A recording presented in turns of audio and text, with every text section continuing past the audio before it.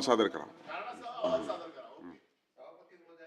Procedure अशी आहे की या महाराष्ट्रामध्ये आदरणीय उपमुख्यमंत्री अजितदादा पवार यांचा दुर्दैवाने विमान अपघातामध्ये निधन झालं.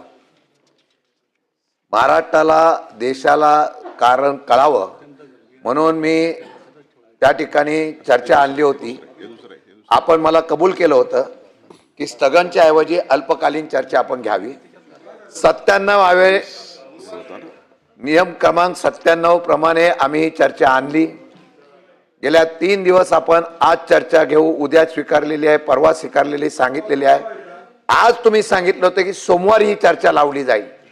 मी आज सकाळी कार्यक्रम पत्रिका बघितली आहे. सभापती महोदय, यामध्ये सुद्धा ही चर्चा आलेली नाही आहे. ही चर्चा न स्वीकारण्याचं कारण काय? त्यात वेगळं राजकारण आहे का काय याची आम्हाला कल्पना नाही.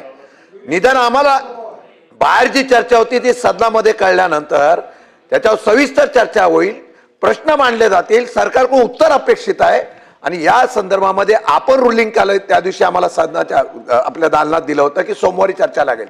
याचा खुलासा व्हावा की ही चर्चा न लावण्याचं कारण काय आणि ती कधी घेणार आहात.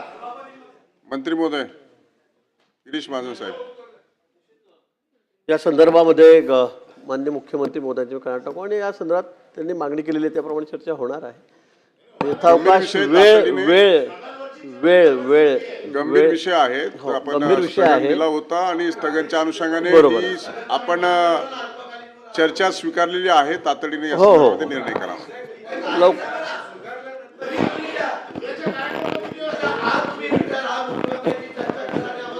ऐका ना, मुख्यमंत्र्यांशी चर्चा करून आपण ती वेळ ठरवू. ठीक.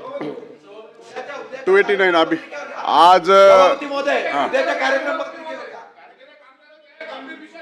चर्चा करून सांगतो बोलले. चर्चा करून थोड्या वेळा सांगतील आपल्याला. चर्चा करून सांगा. खरंच हा विषय अतिशय महत्त्वाचा आहे. सगळ्यांना कळालं पाहिजे. आपण म्हणताय त्याप्रमाणे गोष्टीचा खुलासा झाला पाहिजे आणि म्हणून या संदर्भात आपण ती चर्चा उपस्थित केली आहे. माननीय मुख्यमंत्री महोदयांशी विचारून वेळ आपण बघून उद्या परवा तसं एखाद 2 दिवस मागे पुढे होईल, पण आपण निश्चित या बाबतीमध्ये चर्चा घेऊ. आज 2 सूचना 289च्या प्राप्त झालेल्या आहेत. तथापि दोन्ही सूचना मी माझ्या दालनामध्ये अमान्य केलेल्या आहेत. पहिली सूचना आहे अभिजित वंजारी, राज्यातील शेतकऱ्यांना कर्जमाफी जाहीर होऊ नये, मोठ्या प्रमाणात शेतकरी, या संदर्भामध्ये जरी सूचना अमान्य केली असली तरी मी त्यांना 2 मिनिट बोलण्यासाठी संधी देत आहे. 289च्या माध्यमातून मला सरकारचं लक्ष वेधायचं आहे आणि या 289च्या माध्यमातून सरकारचं मला लक्ष वेधायचं आहे सभापती महोदय की अर्थसंकल्प 6 तारखेला आपण राज्याचा जाहीर केला. त्या अर्थसंकल्पाच्या दरम्यान मुख्यमंत्री साहेबांनी या सरकारच्या माध्यमातून आपल्या राज्यातल्या सर्व सप्टेंबर 2025 पर्यंत राज्यातल्या शेतकऱ्यांचं कर्ज 2 लाखापर्यंत माफ करण्याचा निर्णय घेतलेला आहे. हा निर्णय जरी घेतला तर त्याच्यामध्ये एक गोष्ट आपण त्याच्यामध्ये नमूद केलेली आहे की पात्र शेतकऱ्यांनाच त्याचा लाभ देता येईल. तर पात्र शेतकरी हा शब्दप्रयोग केल्यामुळे राज्यातल्या शेतकऱ्यांच्या मनामध्ये अजूनही मोठ्या प्रमाणामध्ये संभ्रम आहे. नागपूर जिल्ह्यामध्ये 38,125 शेतकऱ्यांच्या वर जवळजवळ 655 कोटी रुपयाचं कर्ज आहे आणि ज्या पद्धतीनं पात्र शेतकरी असा उल्लेख केल्यामुळे नेमकं त्या ठिकाणी कुठले शेतकरी त्याच्यामध्ये पात्र असतील आणि त्यांना त्याचा कर्जमाफीचा लाभ मिळणार आहे या बाबतीमध्ये संभ्रम आहे आणि म्हणून तो दूर करण्यासाठी शासनानं यावर या ठिकाणी चर्चा करण्यासाठी आमचा 289 आपण मंजूर करावा ही विनंती. आता मला वाटतं 289 वर आपण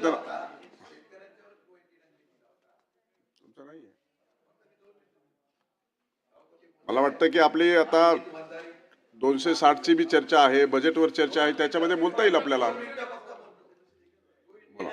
करा एवढंच आम्ही सांगतो. सभापती महोदय, ज्या वेळेला राज्य सरकारच्या वतीने सत्तेवर येण्याच्या अगोदर या ठिकाणी आश्वासन दिलं गेलं होतं की संपूर्ण कर्जमाफी करू, सातबारा कोरा कोरा कोरा.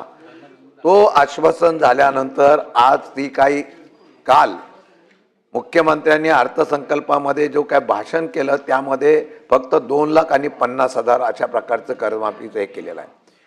त्यामुळे पूर्ण महाराष्ट्रामध्ये अतिवृष्टी, अवकाळी, आता काल तर सांगितलं उद्या दुष्काळ पडणार आहे, या सर्व गोष्टीचं गांभीर्य लक्षात घेता ही शेतकऱ्यांची झालेली फसवणूक आहे. शेतकऱ्यांना त्या ठिकाणी उत्तर हवं आहे. या संदर्भामध्ये सभागृहामध्ये जे आत्महत्या शेतकरी करताय या सर्वाचं गांभीर्य लक्षात घेऊन विषयाचं गांभीर्य घेऊन 289 स्वीकारावे अशी आमची तुम्हाला विनंती आहे. या संदर्भामध्ये मी माझ्या दालनामध्ये 289 अमान्य केले आहे. तथापि 2 सदस्यांनी यावर आपलं मत व्यक्त केलं तरी शासनाने याची नोंद घ्यावी. घोषणा. आज सोमवार दिनांक 9 मार्च 2026 रोजी मान्य केलेल्या महाराष्ट्र विधान परिषद नियम 93 अन्वये सूचना सभागृहाच्या पटलावर ठेवल्याची मी घोषित करीत आहे. Point of